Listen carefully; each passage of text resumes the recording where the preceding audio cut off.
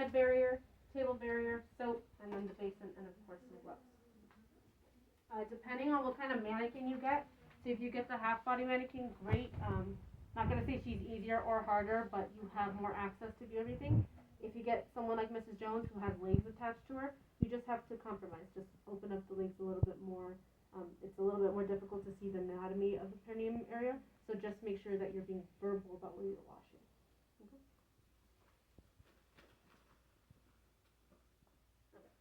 So this is also a water skill. Take a look at the 6 steps. So, knock, knock, knock. Hi, Mrs. Julie. My name. Oh, I said Julie. I don't know why Julie came out. Hi, Mrs. Jones. My name is Frankie. I am a study nursing assistant for you today.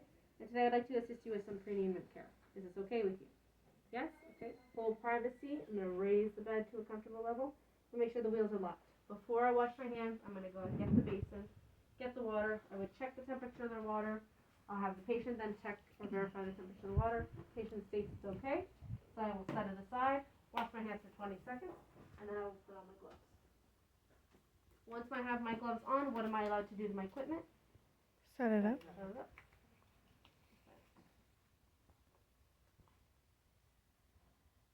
You notice I don't do this, right? Everything has to be away.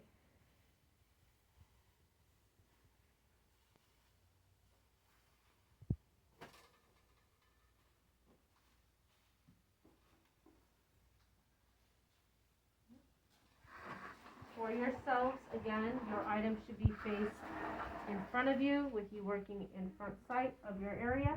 However, since I'm demonstrating to you, I want you guys to see what I'm doing, so I will have the table face this way.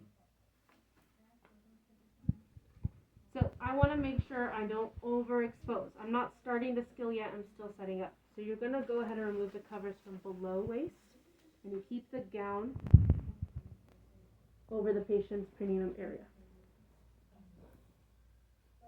This is how we're going to make sure we're limiting overexposure.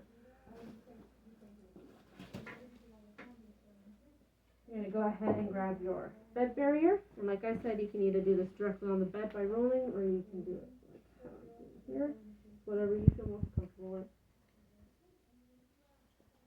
And you're going to place this right to the side of the patient. If it was a full size or half body, doesn't matter. You're still going to do the same instruction. Mrs. Jones, on the count of 3, I'm going to go ahead and turn you. Are you ready? 1, 2, and 3. You're going to turn them, ensuring that none of the gown is blocking the port of the, or the entry place of this pad. So you want the buttocks to be directly on the pad. You're just going to roll it in, tuck it, lay your back.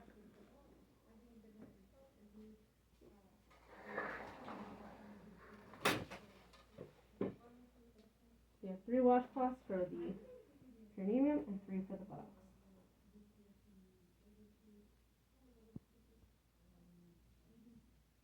I'm going to grab my first washcloth, water, soap all surfaces. You'll then expose the perineum area, and you'll begin. Remember, starting from top to bottom, cleanest to dirtiest, or in this case, urine to fecal matter. You're going to go ahead and do the 5 surfaces. So 1, 2, 3, 4, and in the middle, 5. Okay? I'm struggling this way because I should not be this way. If it was you guys, you would have plenty of way of moving this around in order to get clean. Okay? So 5 surfaces we've washed. We're then going to rinse. Water only. Same thing applies. 1, 2, 3, 4, and in the center, 5. A little designated dirty area here. Last one for the perineum, I'm going to dry. How do we dry, everyone? Pat. Pat dry. The same thing.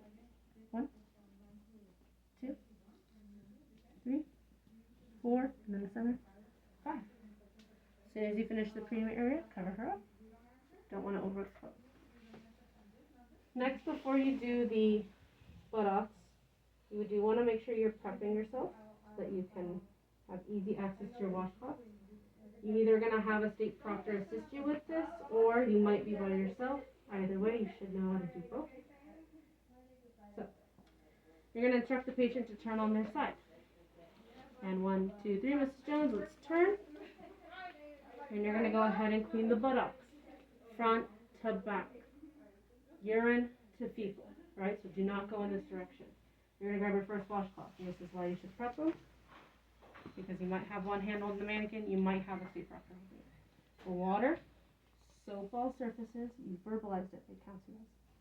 Grab your washcloth, and you're gonna wash 1, 2, 3, 4, 5.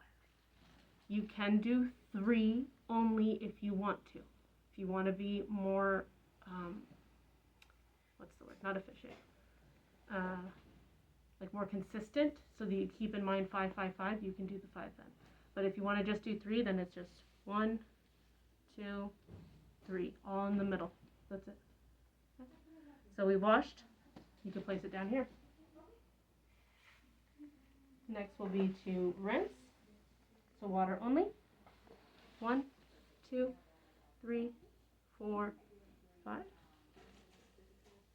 Last but not least is to pat dry. 1, 2, 3, 4, 5. The reason why you can do it here is because before you lay them down, you can begin to remove the barrier. Have them lay back. You would walk around, never over. And you grab the rest of the barrier. You're going to cover your patient.